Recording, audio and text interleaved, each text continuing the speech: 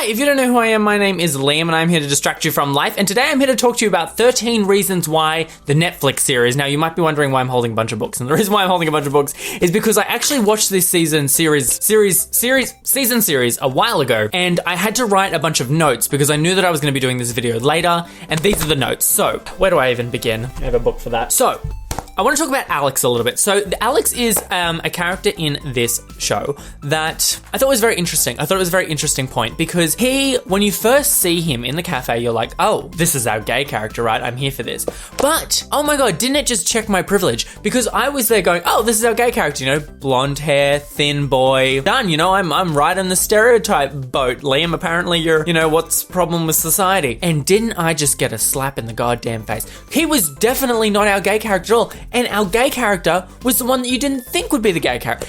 I was taken to school. That's what I was taken to school. And I was like, Liam, just because he's blonde and thin and he has a nose ring does not mean he's gay. And I was taught a lesson. And you know what? That's not the first time that I was taught a lesson because of this TV series. So I want to talk about Courtney a little bit. So if you don't know who Courtney is our lesbian character in this TV series.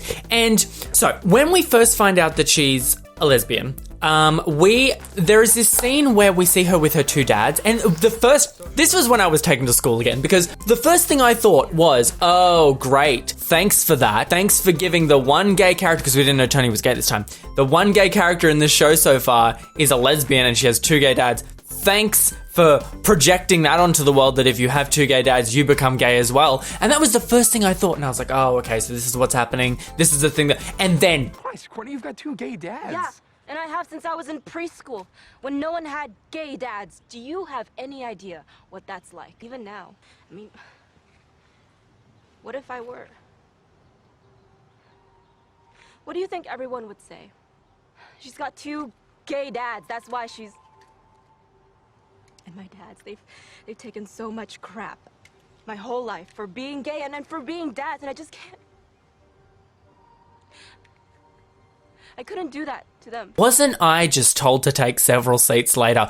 I never thought about what kind of struggle it would be for a kid to be gay and to have gay parents, and then to feel like if you came out as gay, you would then be putting your parents in a really awkward situation. I never thought of that. I just sat down and I took a good long hard look at myself and I realized that I was about as shallow as a bird bath. There was very little comic relief in this season, but I mean, there wasn't much room for it. So Ryan was our first really our gay character before we found out that Tony was gay, but he didn't want this to blow up. Well, boom. Justin, let Bryce do it. I really enjoyed that line. All I want to say is thank you for putting that in, because at that moment in time, I really needed a chuckle. So thank you. Okay, so the Clay character. Now, Clay I found was very... I mean, obviously he's our main character and he was super cute, and if I was 17... I mean, I looked it up, he's 20, okay? I'm 24. I'm only 4 years older than him. I'm allowed to... Wait a second, No, that's fine. That's fine. The character of Clay was... He was going on this rampage to be Hannah's knight in shining armor when he hadn't even heard all 13 tapes yet, and I thought that was so dumb. It was a real typical 17-year-old thing to do. He was not thinking ahead of the system at all. The whole time, until he got to his tape, I was just thinking, dude, you need to stop doing all of these stupid things because we don't know what you did. The whole time I was watching this, I thought he blacked out. I thought he did something absolutely horrendous to her. I mean, what he did, I kind of felt was a bit of a cop-out, because I was kind of expecting him to have done something really, really awful because he was showing a lot of signs of being a schizophrenic or something like that. So I was thinking it wouldn't be out of the realm of possibility that he did something that he didn't remember doing. And that's where I thought it was going. But then when he just left the room like she told him to do, and it was just very it's a very unrealistic expectation to put on anybody. And I was expecting something else. But I didn't hate it though. I personally find him very easy to relate to, you know what I mean? But at the same time, I find him very hard to relate to because I could not follow his train of thought. I mean, what he did to... Who was the Peeping Tom character? One second. Tyler. Now, Tyler is the guy that has the camera and he's taking photos of Hannah, and he's a creep. I mean, we can all agree that he's super creepy, but this poor kid, there's this group of kids that are this really weird group of Breakfast Club people who usually wouldn't talk to each other unless they were the reason why a girl killed herself. and he's not allowed to be a part of that group. And I'm just like, everyone just keeps shutting down. Everyone is just so and it's just like, okay, all right. Okay. No one's gonna give him a chance. And you know what? Okay, what I want to talk about though is when they all get told to go up and like throw a rock at his window, and Clay takes a photo of him while he's getting changed, and then he sends it around to the school or to the other 13 or whatever it is. He sends it around to people. I was so conflicted by that because it just literally hours later, he spoke to Tyler about how taking photos of people without their permission when they're, the stalkery photo type thing is illegal and is a felony. He then goes and does the exact same thing to Tyler. Clay, what are you doing? But not only that, someone texts Clay because they assume he was the one who took the photo, saying, what are you doing? What have you done? And he immediately sends back some stupid text like he's the wrath of God or something, and he's gonna make everyone, he's gonna punish everyone for what they did to Hannah. And it's just, okay, cool, so you just admitted to doing that. Great, awesome, well done. One of the things, when he found out that Tony was gay, and his immediate reaction was, oh, but you're not like in love with me, are you, bro? Like, You mean with the tapes and all, not in a romantic way? Sure. it is such a 17-year-old straight boy thing to do, to think that every gay person is in love with them. Actually, you know what? It is such a straight boy thing to think every gay boy is in love with him. Which, mind you, I had a moment in high school where that happened. Liam, this is not about you. Okay. So the way the series was mapped out, it was kind of like the first chunk of it, you were asking yourself, well, why the hell did she kill herself? All of these things are very, they're not necessarily things that would get your mind to that place, you know what I mean? So the whole time you're watching those 7 episodes, like, well, what the hell happened?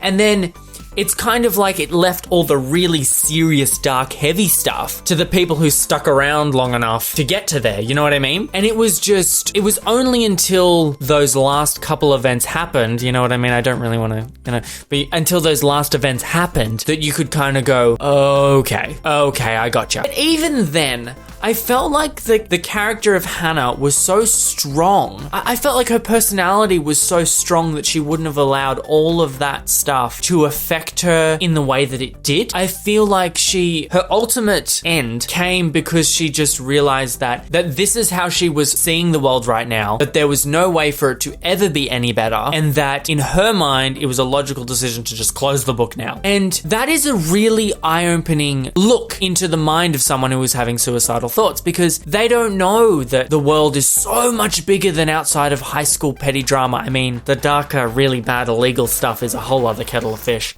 But what I wanted to talk about with Tyler is, I think we can all agree that they were setting up a season 2 to be a mass school shooting. Now, what I don't quite understand is what the hell happened to Alex? Does anyone have any idea what happened to Alex? Because he was the one in the ambulance at the end from a head wound, which I thought he had done to himself, but because Tyler had taken the photo off, I'm thinking that he had something to do with that. If you've got any ideas, please let me know. I think it was a very important piece of media that we now have. Let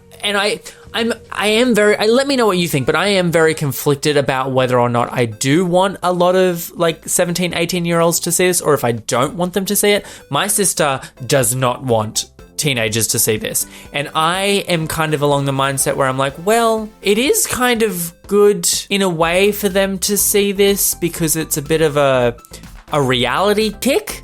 But at the same time, it doesn't really show them how the world can get better and how it does get a lot better and how there are actual really good avenues to seek help.